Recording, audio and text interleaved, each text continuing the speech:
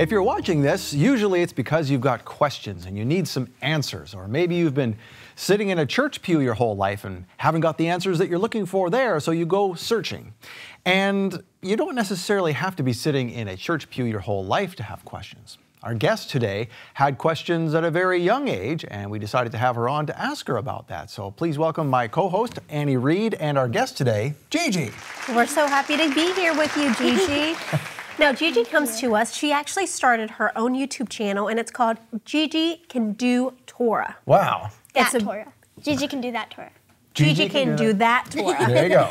And it's a beautiful inspiration for our youth, for our young individuals that are searching out the Torah. So Gigi, tell us a little bit more about how you got started. Well, one night I was just really not feeling good about doing Christmas and all that. It was just it just was bringing me down. Just something was weird about it. It just didn't feel right. So I grabbed my Bible and I'm looking through it, and I asked my mom, what's the most important part in the Bible? I want to find it. She says, well, I don't know.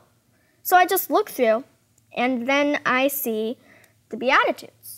And I read it over and over, and then I write it down. And I think there's something special about it. And then I'm bawling, I'm in tears. And so I pray to God for pretty much the first time. And at the time, I didn't know anything about Torah, so I called him God. So I said, dear God, please help me. I don't know what's going on, but I don't feel like any of this is right. I feel like something's wrong. I'm doing something wrong. And I pray that you will help me, and you'll help me see the truth. Amen. Then a week later, my mom comes to me, and she says, we're not going to be doing Christmas and Easter and all that stuff because it's bad. And it was actually pretty easy for me to get used to. It was just, I don't know, it was hard, but I got used to it really quickly. And so it took me forever to realize, but I realized that Yehovah had answered my prayer. So let me ask you this. You said you were crying, right? Yeah. When you prayed, why were you crying? What upset you so much that you would cry? I don't know. It felt so bad, and I felt like I was doing about something Christmas? terrible. Okay. It was just terrible, so I was crying, and I wanted to find the truth. So it wasn't anything you read or saw. Nope. It was just a feeling. I was feeling sick about it. What did you feel sick about? Was it all just the gifts about Christmas, or what was it that really got you? I got this feeling that something about it was bad, and it just wasn't good to do, and there's something bad about it, and I couldn't do it. It was just bad, and it just made me cry because I felt like I was doing something wrong, and I didn't want to. And how old were you when that happened? I was 9. So at 9, you walked away from Christmas. Many kids would not do that. Yeah. Most adults have a hard time. Kids definitely would not be able to do that. So did you tell at the time that you prayed and you had this feeling about Christmas, did you talk to any of your friends about it? Did they know how you were feeling? I had one friend. Mm-hmm. I talked with her about it. I told her about it and what we had been experiencing and what we've been doing is our new thing, that what we believed. She said that I was her best friend. I was the only one that she could trust. So when I said that it was right, she said that if I say it's right, then she thinks it's right too, so she's going to do it. Her whole family doesn't do it. They don't believe, but she does. So we do a Friday night Bible study with her, and we do a craft, and we read that story that goes with the craft. So what inspired you to create a YouTube channel? Well, actually, the main reason was I just really wanted a YouTube channel. I was hoping for a gaming channel because I'm a kid, but my mom said that I shouldn't have one because I'm too young. So we were in a mall, and I was thinking, and I come to her and I say, what if I had a YouTube channel about Torah? And she was like, that's a good idea. And so I said, then what do I call it if I'm going to have this? And she said, well, how about GigiCanDoThatTorah? Because my Musical.ly name at the time was GigiCanDoThatSass, so she thought that it would go. Oh, that sounds wonderful. So you teach others how to keep the feast, Torah. I don't teach. That's the specific thing. I don't teach. I'm learning with them. I don't want to feel like I'm teaching. I just want to learn with other people and just have them be inspired. Now this, some people would think, well, this Gigi went to church all her life and this is why. Oh, no. So tell me about your early life. Did you go to Sunday school as a kid and all that kind of thing? No, my mom was atheist and I had no idea about it because all my life I had believed that there was a God. So really, I never went to church. Sometimes I went with my sister because she went to church with her friends. So I would sometimes go with her. It was every now and then. But no, it was not, we didn't really have a religion. I believed there was a God. But both my mom and my dad were atheists. Wow. That's unbelievable. So you told us that you had this feeling about Christmas. You prayed about it.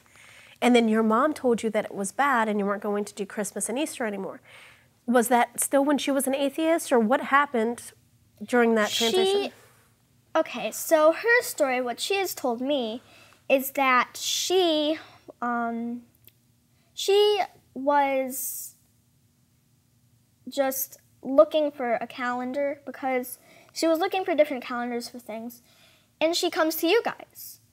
And she watches one video, and 5 minutes in, she sees Michael Rood say something about the feasts of the Lord. And she's like, what's that? I've never heard of this. And so she looks it up on Google, and she finds some things from Leviticus. So she opens her Bible, and she looks in Leviticus, and she starts bawling, and she has this special experience, it's pulling her towards it, she's a magnet, and there's another magnet that's pulling her towards it.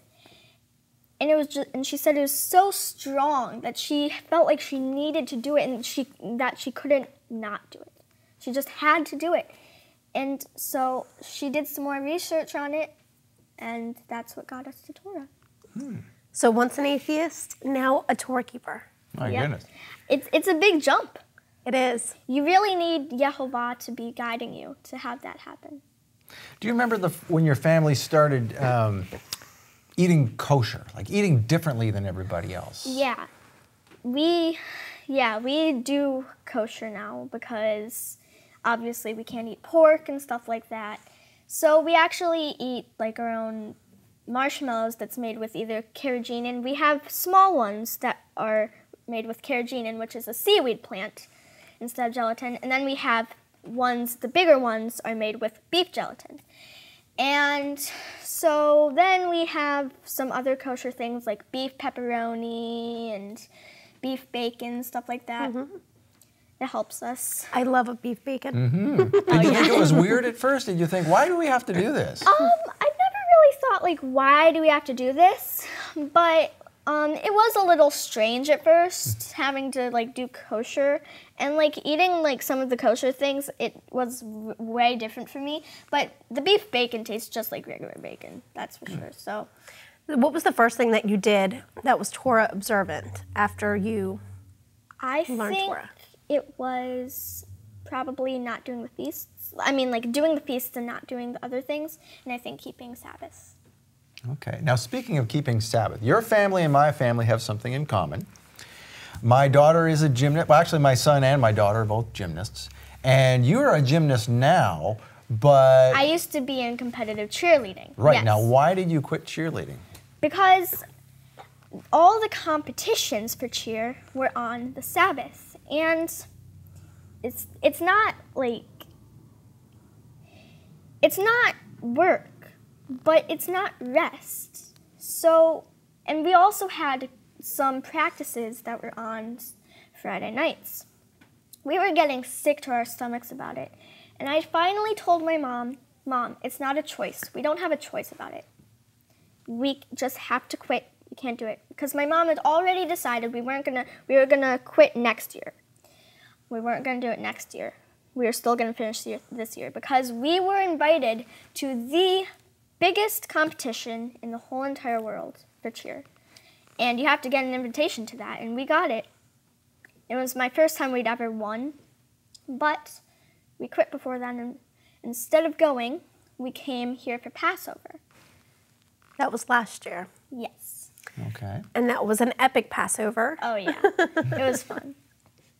So you quit cheer because the competitions were on Sabbath. That's a real testimony for most of our partners out there. I think it was probably the hardest part about Torah, and still, when I think about it, it makes me sad, but knowing that I'm doing Torah instead makes me feel happier, and it makes me feel like I'm doing the right thing, and it's much better. So how did you explain that? Because I know with a cheer group, you all kind of, you rely on each other. If one person quits, then what happens now? So when they say to you, Gigi, why are you quitting? What did you tell them? What we did is we told our coach that we're going to quit once they find a replacement, because we had a competition that next week in Ohio. So we said, once you find a replacement, then we will quit. And if you don't find one before this competition, we'll do it, and then we're gonna quit. So it was a miracle. In 10 minutes, they made a post saying, we have found a replacement. Gigi is no longer going to be on the team, but we are going to have a new person on the team. That sounds like something Yehovah arranged for you. He said, "Don't you just do what's right, I'll take care of the rest," huh? Well, that's very cool. So we're going to talk more about your videos a little bit later, but I want to know, okay, so you star in these videos on your YouTube page, if that's what you want to call it, and as you learn with others, you don't teach, right? You said you learn with others. So how are you doing it? There's other people that go, how is she doing this? Do you have a camera? What's your setup? Really, it's just a Kindle Fire, because we have a camera. It's really not charged. We can't charge it. We haven't used it in years, and I don't know how to make it work, and everything. So really, I just use my Kindle Fire, and for all the editing and stuff. I really can't do editing, but for the thumbnails and stuff, I just take a picture, I color it all one color, then I do a ton of filters, and then I put on the words, and then that's it. And I'm looking for some editing apps to see if I can use them to edit my videos, to make them shorter and stuff, but yeah, at the moment, I can't do any editing because it doesn't work on my Kindle. Anybody can do it. Do you hear this? You can do it. You can teach others Torah just as Gigi is. Because this is actually what I say at the end of my videos before I say goodbye.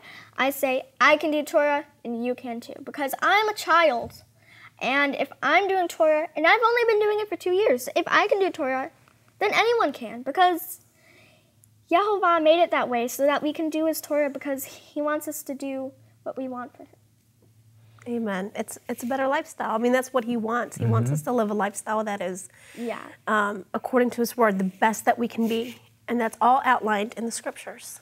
And he said that these, when he gave the commandments at first, he said, this is not hard for you, right? And there's kids, there were Israelite kids.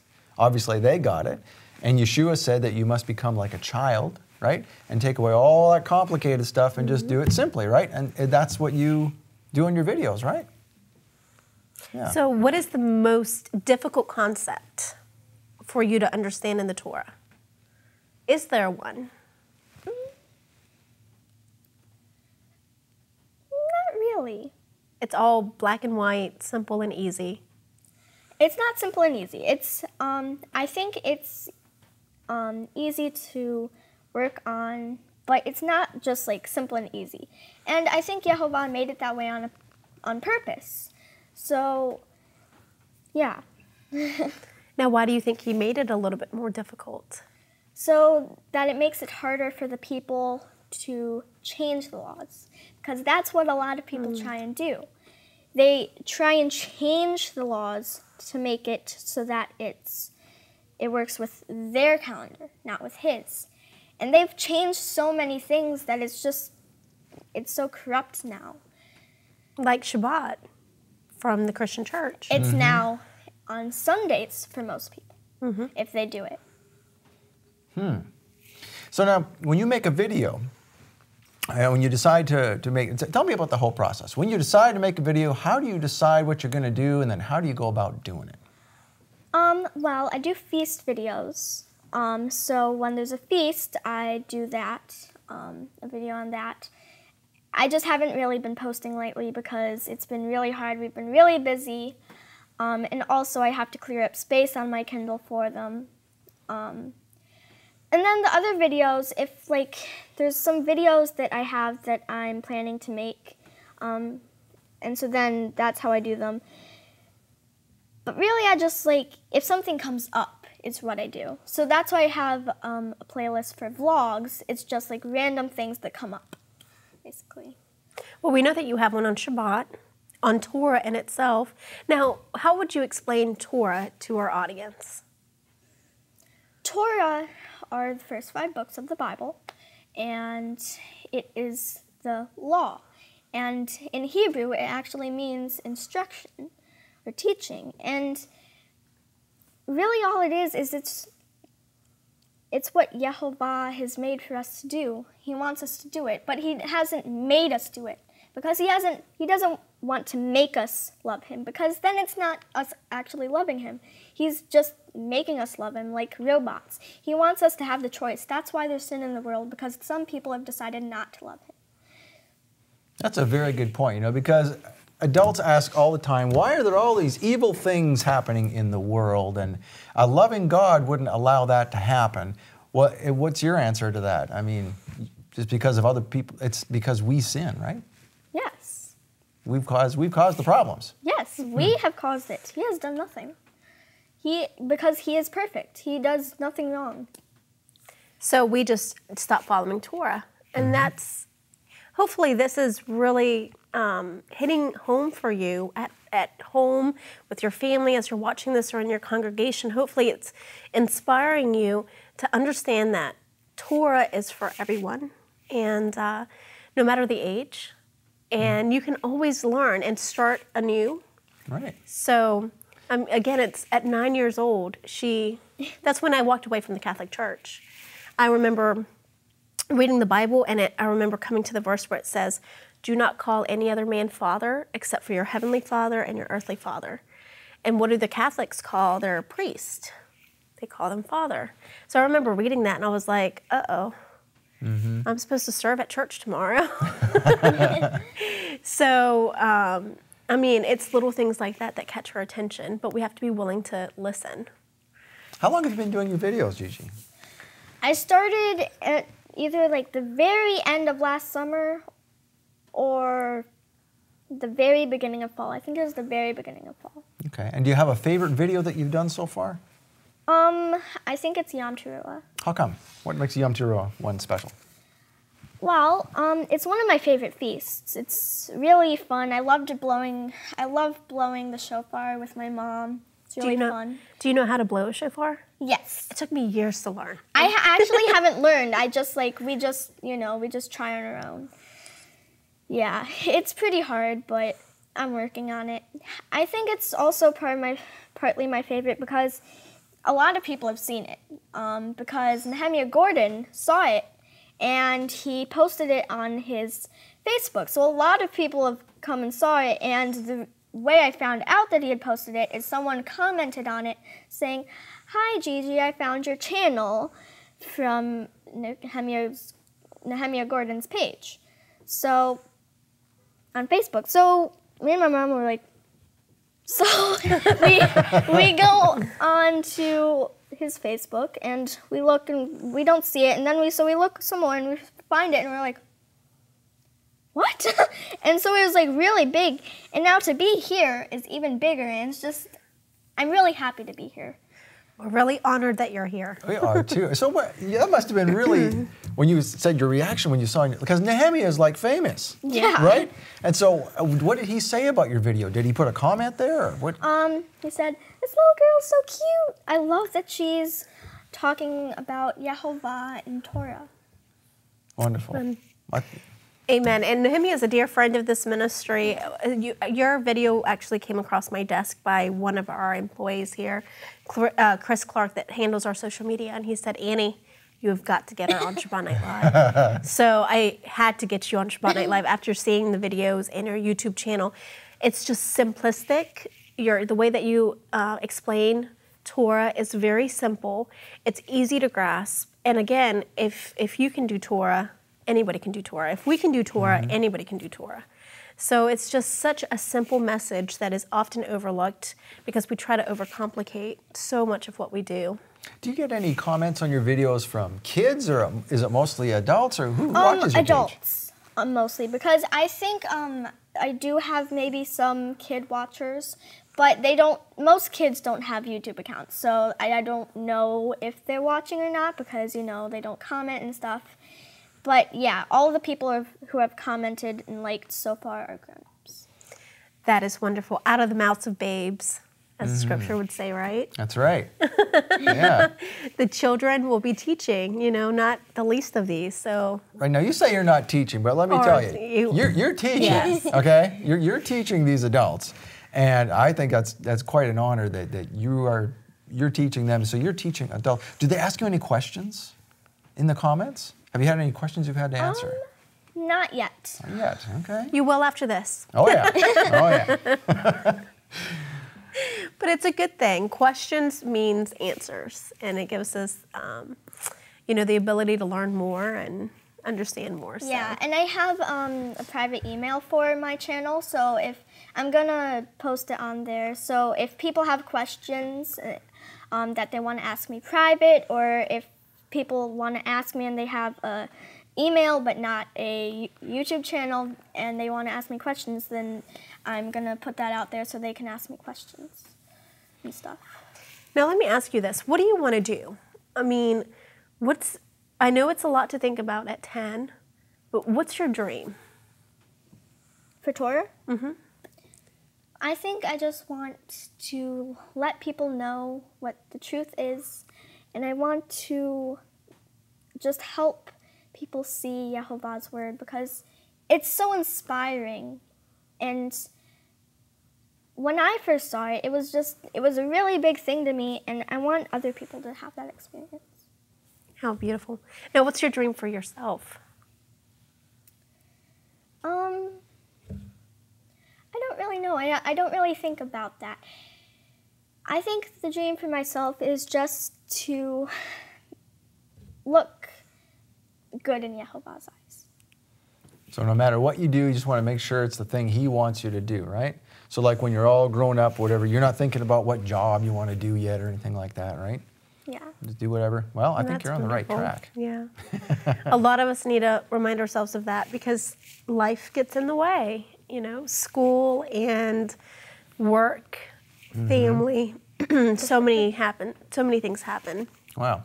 So you said you were doing homeschool, right? Yes. Okay. So have you done that all along since like kindergarten? You've been homeschooled all along? Yeah, I did preschool. Okay. But yeah, that's it. I've never gone to school. Okay. More Bible study that way. Yeah. Yeah, I'm doing homeschool through high school, and then I'm doing college.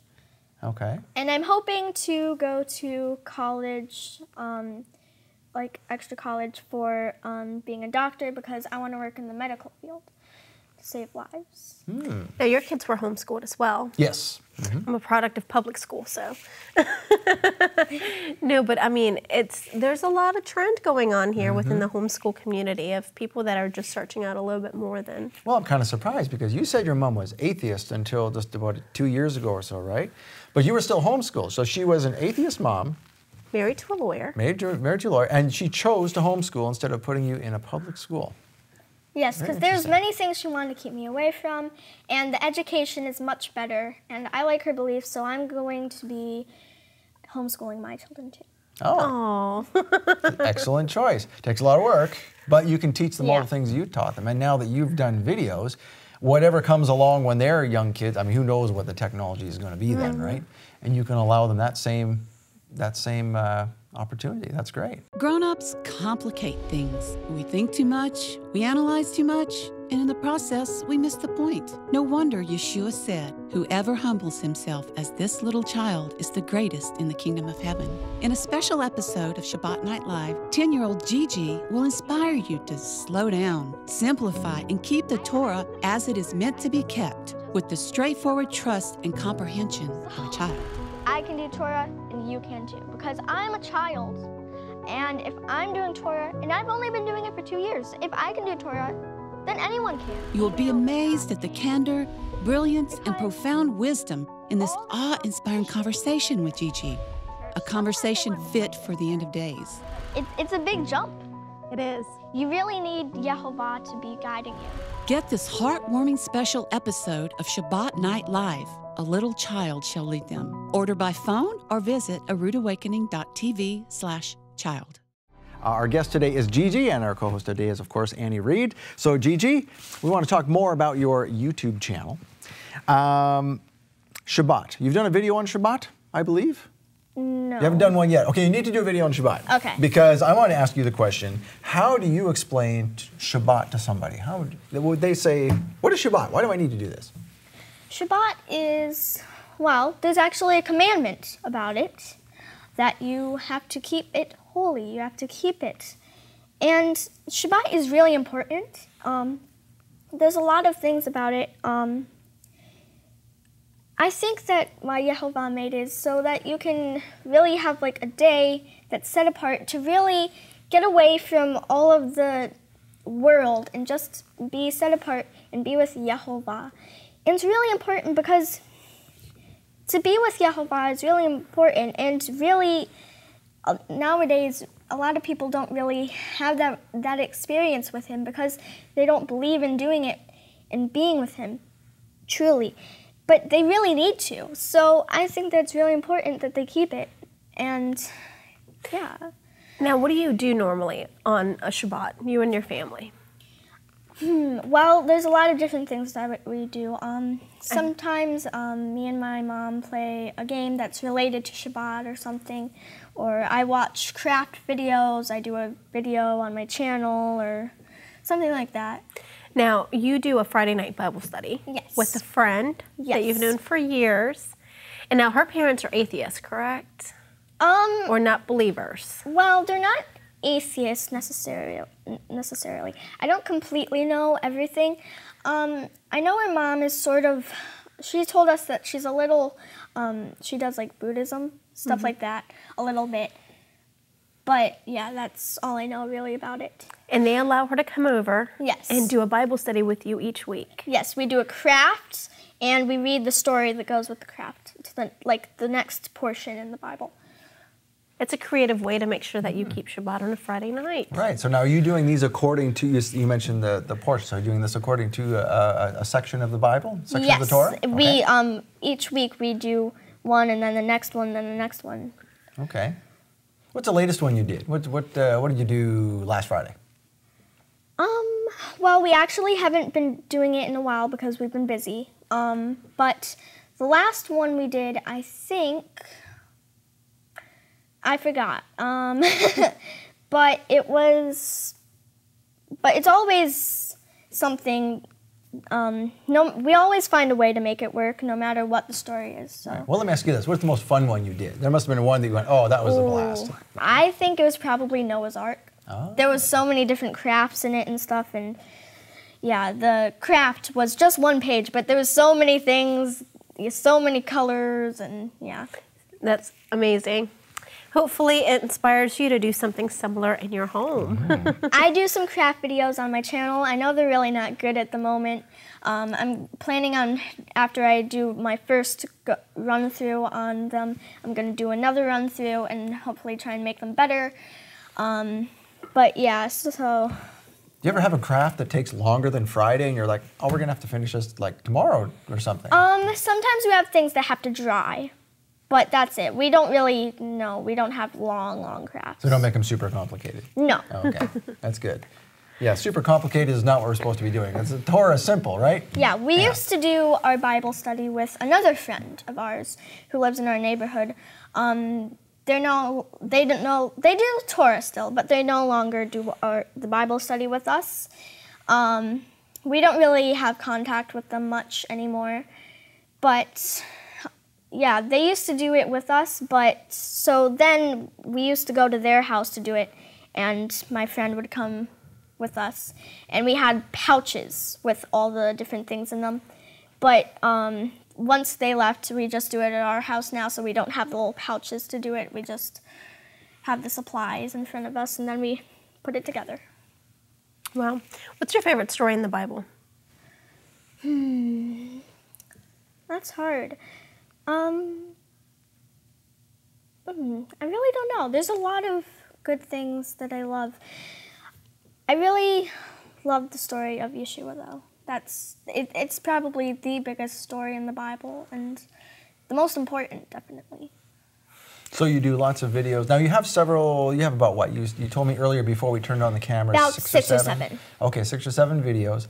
And they're all mainly about things in the Torah right now, right? Yes, or sometimes they're like a little vlog just when something comes up. Okay. Now, with Yeshua, if you did a video on Yeshua and someone asked you, who is Yeshua? What is it all? Who is he all about? If you explained him to someone who never heard of Yeshua, what would you say to them? Well, I would assume they would know about Jesus. So I would say Yeshua is what we call Jesus because that's his real name. Jesus is just our translation of it, broken down. He is he's the Father, but just in a different form, like he's a smaller version of it, all compact. And any time in the Bible when we have seen, like, someone has seen him just barely, or walked with him, like in the Garden of Eden and stuff, well, then there's another thing that says, no one has seen the Father. Mm-hmm. Well, I think that is because it was Yeshua that they saw. They always saw Yeshua. Like when the man wrestled with the angel, Jacob wrestled with the angel, right? Yes, yeah. I think that he has kept it from us to see him until the end times.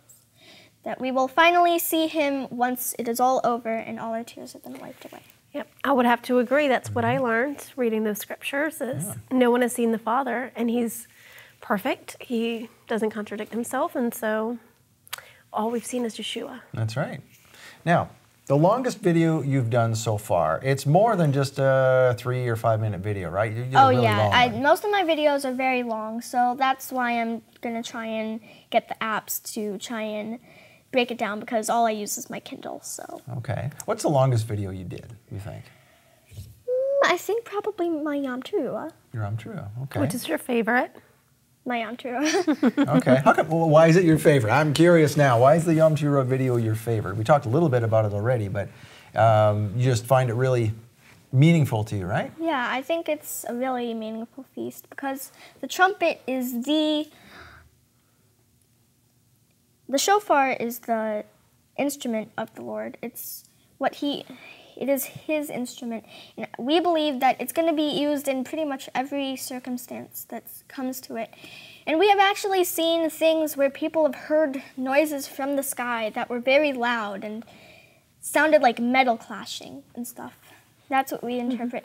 We interpret it as them blowing the shofar and evil fighting against. So you've seen those videos on YouTube? Yes, we've seen a little bit about it, and that's what we believe. Well, and the shofar was used in time of war, in time of victory, in time of prosperity, in time of devastation. So it was used in multiple forms throughout the years. You mind if we show our viewers a bit of your Yom Teruah video? No, I don't mind. Okay, all right, well, take a look. Hey guys, it's Gigi again, and welcome back to another video. It is Yom Teruah. Happy Yom Teruah, everybody. It is now Shabbat, and it's the night. Well, not night, but the sun has went down. We're gonna go in the backyard and we're gonna blow our shofar. Now, we are not experts at it. We got it just a few weeks ago, and we're practicing, and yeah, we're not very good, but I'd say we're doing pretty well for getting it just a few weeks ago. So my mom's coming out with the shofar in a bit. And yeah, so we're gonna annoy some neighbors, but it's for the glory of Yehovah. So it starts tonight and then ends Friday night, which is tomorrow night. But then we have the actual Sabbath, and so that starts that night. So it's just, like one big Sabbath. And then the next one is a different feast that is, so like we have the normal Shabbat, and then after that is like a feast, so it's on Sunday. And then the next two ones, like it's with so like the feast and then the normal thing. So yeah, there's a lot of feasts combined together kind of here in this one thing. So I hope you guys enjoyed this video, and I can't wait to see you in the next one. Maybe I'll see you like tomorrow. And yeah, I can do Torah and you can too. Bye-bye. Well, there's a piece. That's the piece of the Yom Teruah video from GigiCanDoThatTorah. Now, Gigi, we brought a shofar out here while your video was playing, and you said you know how to blow it. Yes. You want to give it a shot? Oh, I can't wait. Okay. It's been forever. So. All right, adults, pay attention. Oh!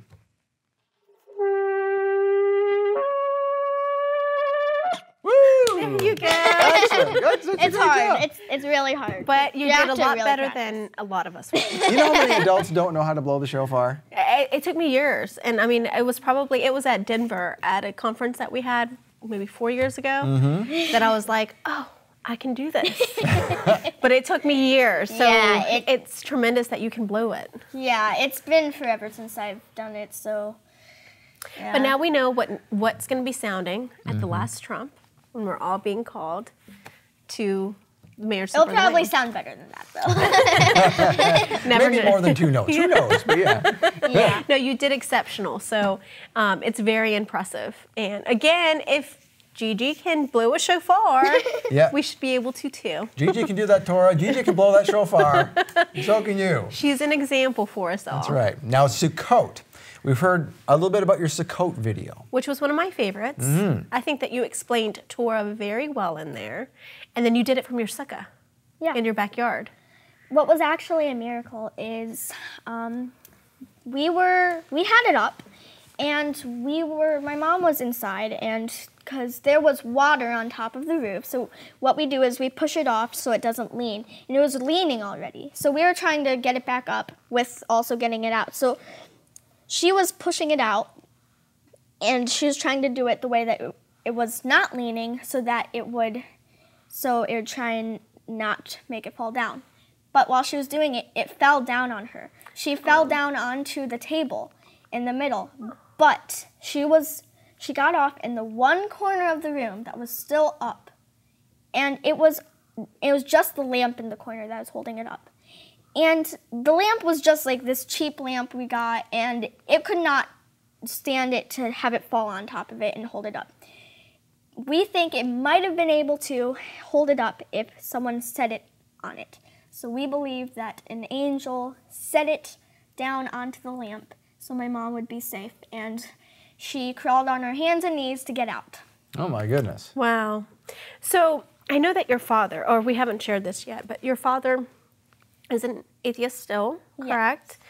How does that make you feel like if we have somebody out there, we do, and we know we do. We have lots of families that have family members that are still atheists.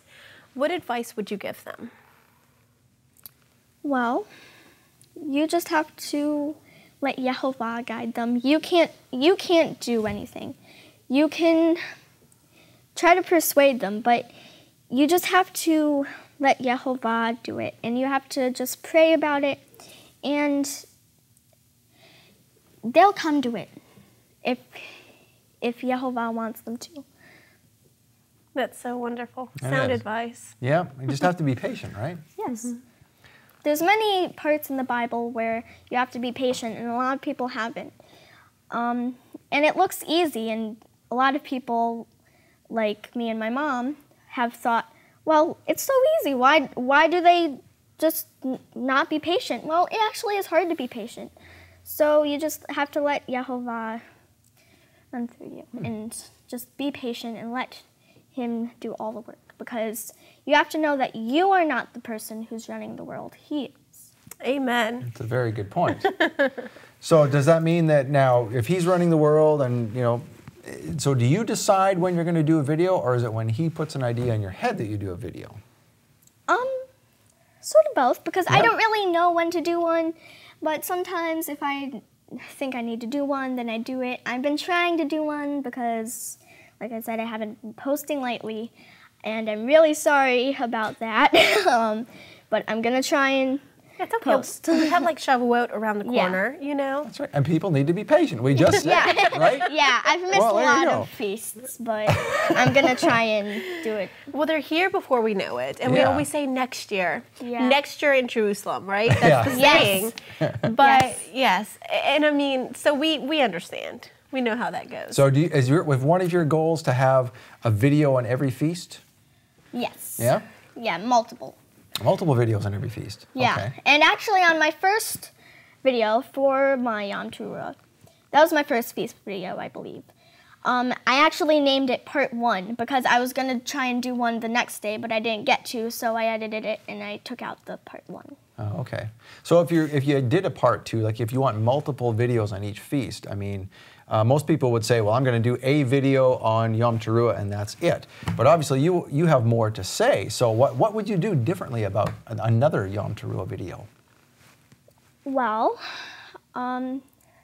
I just like it to be celebrating because I feel like people don't want to just be watching the same thing over and over again, because it's not just about like the teaching and learning about it. It's also about having fun with it and just like being with people. So I want them to keep watching them with me so that they can do the feasts with me, because that's the whole point of my channel, to learn with other people. Right, and so each Yom Teruah is going to be different. So next Yom Teruah you might experience something different and do a video on it. Is that it? Okay. Yes.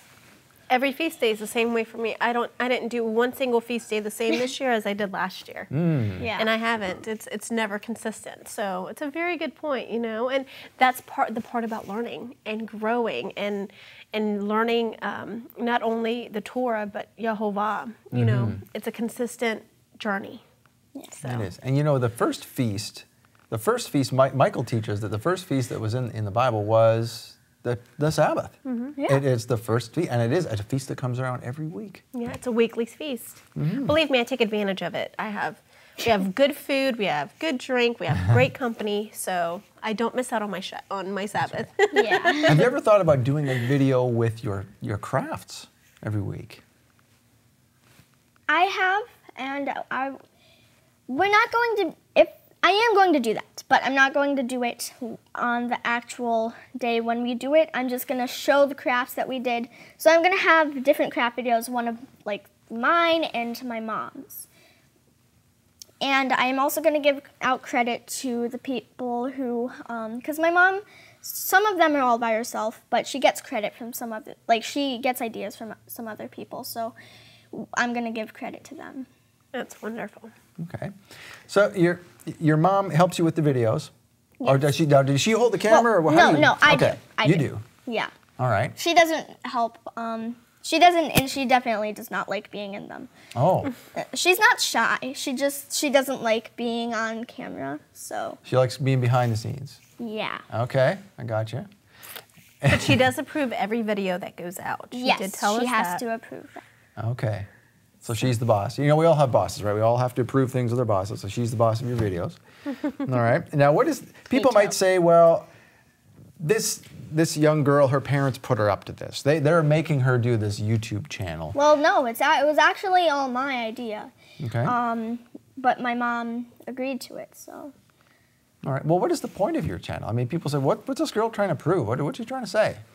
Well, I'm just trying to say that, well, like at the end of my videos, I can do Torah, and you can too. Anyone can do Torah who wants to believe and wants to see, and I just want to learn with everyone else because I'm still a kid and I'm still learning. There's other people that are still learning, and I want them to learn with other people because for me, when I'm around other people who do Torah, it makes me so happy, and I feel like I want them to get that experience too. I want them to learn with other people. So that's the reason. You just want to, you discover something in the Torah and you go, oh, I wish people knew about this. And then you want to tell them. Yes. Okay. I just want to explain what I have seen. And that's what you like keeping Torah? It's a new experience every time? Yeah.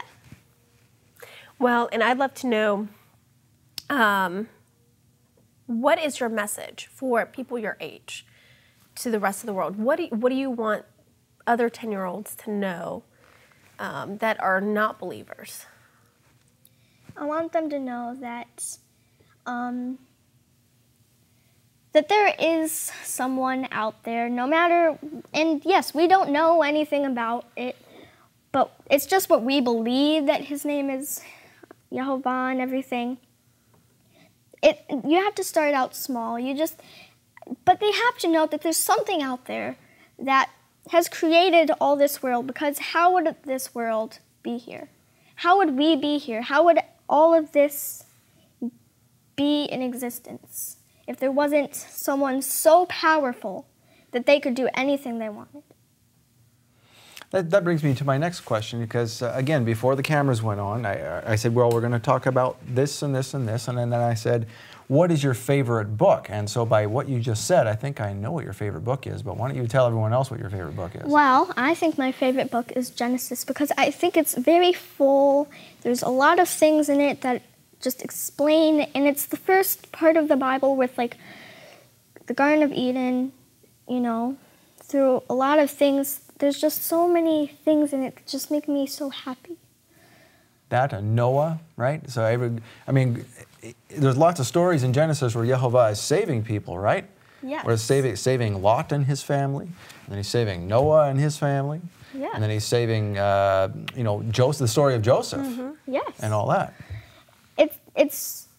And there's a connection with every piece in the Bible, no matter how far, like how many books away from each other that they are. There's always a connection with every part in the Bible, with every other part in the Bible. We just need to look for it, and we haven't seen it yet, but we're going to. It's just like a puzzle. You just need to find all the pieces and then put them together. And then you see it, and it's clear. It's Torah. And have the patience, like you said, to wait for it, right? Yeah. So have you noticed when you said that there's similarities between the beginning of the Bible and then other places apart from the Torah, have you ever noticed how closely the stories of Joseph and Yeshua Yes. are? What kind of things have you noticed about that? Well, many things. There's Joseph, you know, being put into slavery, you know, and everything, and being taken. Betrayed by his own brothers, Mm-hmm. by his A lot own of similarities family. there. Yes. Being betrayed by, not just his brothers. I mean, you have to think everybody. I mean, can you imagine going missing and then nobody coming after you? Yes, Yeah. but then him becoming powerful Yes. and Someone.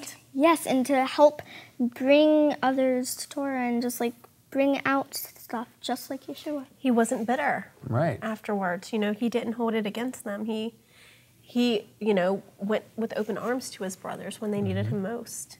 After knowing that they sold him, can you imagine? And that sort of brings us to the story of Revelation, doesn't it? When when Joseph had that dinner with all of his brothers there, remember that part? And then in Revelation, the same thing's going to happen. All of Yeshua's brothers are going to come together and they're going to recognize that he is who he is. Mm-hmm. That's going to be amazing. Yes, I think there's a huge connection between everything, and I think Yehovah has a huge plan. Even though we don't see everything, he does in a very special way. He sees everything in a very special way, and he looks for the good in people. He sees the bad, but he doesn't look for the bad. He looks for the good. And so the people, no matter what their past is, no matter what they come from, once they come to Torah and they do everything that he wants them to do, it's gone. It's in the past. And all he sees is he looks up to their future. He wants them to still be good. That's all he looks for. And all that message is in the Torah, right? Yes, he just sees everything in such a special way that we're trying to see too. And once you really look for it, you can see everything in such a special way with Torah, because everything just comes together in such an amazing way. And it really enlightens you. Okay. I feel enlightened after this conversation. Well, so and I'm sure you are too. Well, I think, Gigi, I don't want to add any more because you have said it all.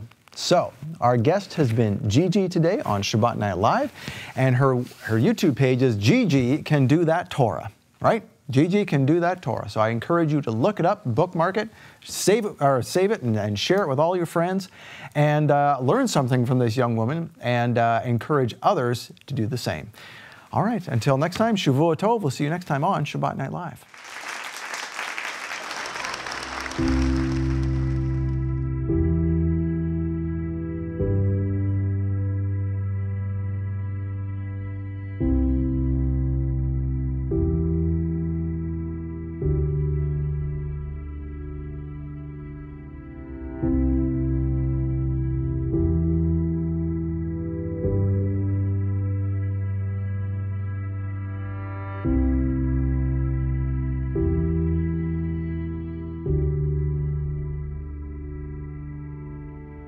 you.